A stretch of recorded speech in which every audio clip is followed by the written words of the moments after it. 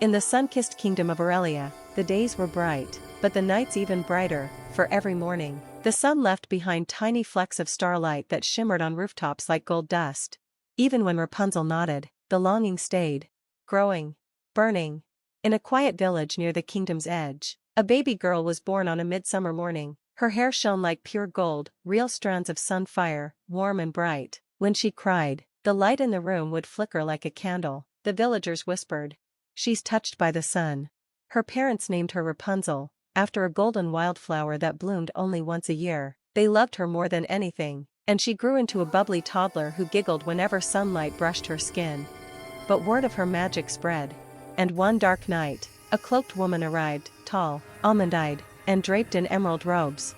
Her name was Mother Solana, a sorceress obsessed with preserving eternal youth. She had studied legends that said, hair made of sunfire can heal, restore youth, even grant immortality. Solana kidnapped Rapunzel while the village slept, vanishing in a swirl of green smoke. Solana brought the child to a hidden tower, perched atop a mountain peak, wrapped in spiraling vines and forever kissed by sunlight. There were no stairs and no door on the ground, only a window high above.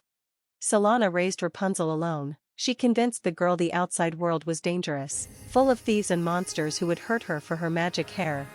"Stay inside," Solana would say, brushing Rapunzel's glowing hair with long strokes. "This tower is safety. I am safety." Rapunzel, curious, kind, and imaginative, obeyed. Her hair grew impossibly long, trailing across the floor like liquid sunlight. If Solana felt sore or tired, she'd say, "Rapunzel, shine for me." Rapunzel would sing, and her hair would glow bright, filling the room with warmth that erased Solana's aches and restored the youth in her bones. Day after day, year after year, Rapunzel found joy in small things, painting sun-shaped murals on the walls, weaving ribbons into her hair, talking to birds who perched on her windowsill.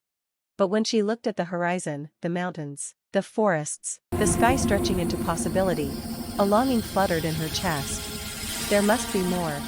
Every year on her birthday, the kingdom released thousands of floating lanterns into the night, golden lights symbolizing hope for the lost sunchild, the princess stolen so long ago. Rapunzel didn't know the lanterns were for her. But when she saw them, tiny glowing stars rising from the capital, the magic inside her stirred. Her eyes shone like twin suns. Her heart whispered, "Find them." She begged Solana to take her to see the lights up close, even just once. Solana's face hardened. "Foolish girl, those lights are meant to lure the lost and weak. Promise me, never ask again."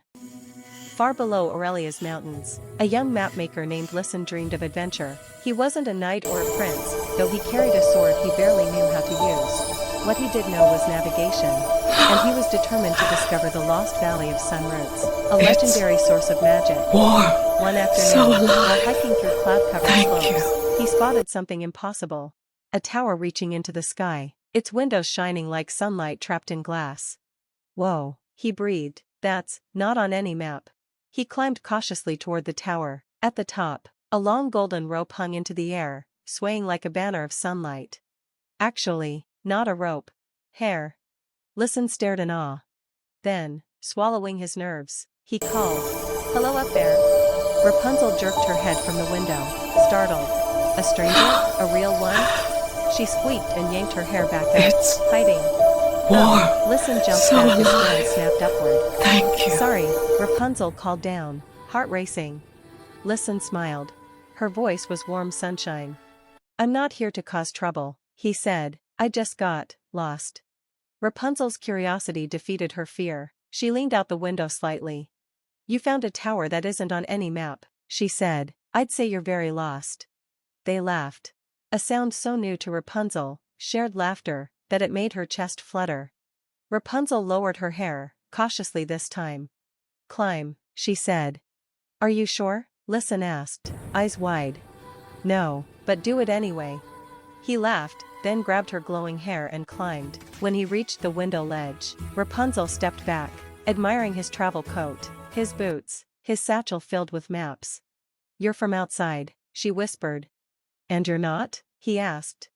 "No one's allowed to visit me," she said. "Mother says it's dangerous out there." Listen looked outside.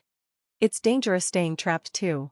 Rapunzel gazed at her painted walls, her endless routines, her golden prison.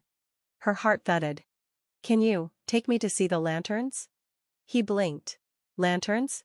Yes, they rise every year on my birthday. Tonight is that night. Listen smiled gently. Her birthday? Tonight? Lanterns? It would be an honor, he said. Rapunzel gathered what little she owned, a sun-painted satchel, ribbons for her hair, and a ribboned comb shaped like a sunflower. She stood at the window, knees weak. I've never touched the ground before, she admitted, voice tiny. Listen extended his hand. Then I'll hold on, you won't fall. Rapunzel took a breath as deep as the sky, and jumped. Grass kissed her bare feet. Wind tangled her hair. Birdsong melted into her ears like honey. She spun with joy, laughing, running, touching everything. Are you okay? Listen asked, laughing. I'm alive, she shouted to the clouds. Her smile was sunrise. Soon, they reached the village. Rapunzel marveled at bakeries steaming with fresh bread, children playing tag, cats curled on fences. But the lanterns hadn't been released yet. First, Listen said, a proper birthday celebration. He bought her pastries dusted with powdered sunlight sugar. A seamstress braided flowers into her glowing hair. Street performers bowed dramatically after every time she clapped. Every heartbeat felt like a new world unfolding.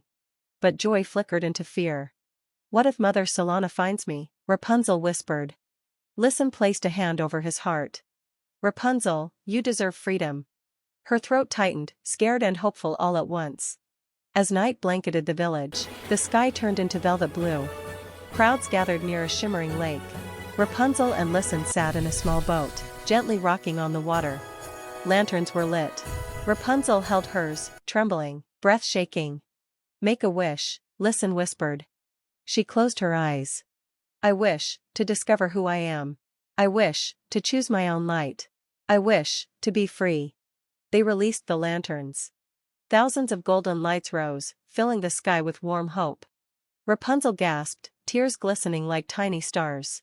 It's like the sky is coming alive, she whispered. No, Listen said, watching her. You are. The sky is just trying to keep up. Rapunzel blushed, heart thudding like fireworks.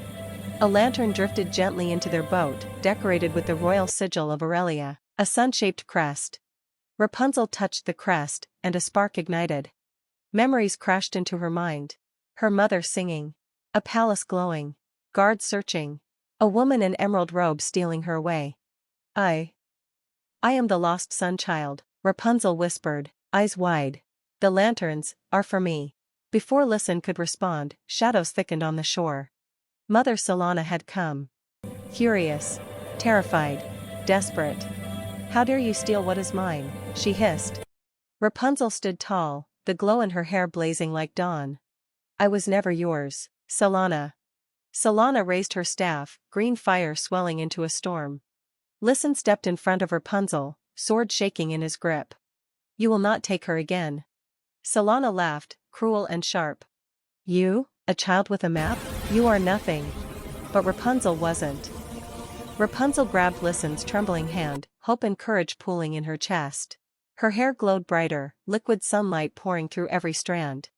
Solana, Rapunzel said, voice steady, you taught me that sunlight heals, but you forgot something. Her hair ignited, a blazing golden inferno swirling like the sun itself. Sunlight can also burn. She swung her hair, a whip of living light, and shattered Solana's staff into ash. Magic ripped from Solana's body, youth crumbling into dust. She screamed, vanishing into green smoke. Her power dissolved. Silence returned. Rapunzel fell into Listen's arms, exhausted but free. The next morning, guards found them and escorted them to the palace. The king and queen, tears streaming, ran to Rapunzel, wrapping her in a reunion filled with years of missing love. My little son, her mother sobbed. I'm here, Rapunzel said, voice trembling with joy. I finally found the sky. Rapunzel became the princess of the sun, protector of hope and harmony. But she refused to be locked in a palace. I have a friend to thank, she said, turning to Listen. He blushed. I only helped you find your way. And I want you beside me, Rapunzel replied, smiling like sunrise. Every step of the journey. Listen bowed, hand over his heart. With pleasure, my princess. Rapunzel opened the palace gates to the world, inviting children to play in sunlit gardens, hosting lantern festivals not once a year, but every night. For every person must be reminded, darkness never wins where light is shared. Rapunzel's hair remained long, but she wore it proudly, not as a burden, but as a symbol of freedom, of truth, of a girl who jumped from her tower to touch the sky.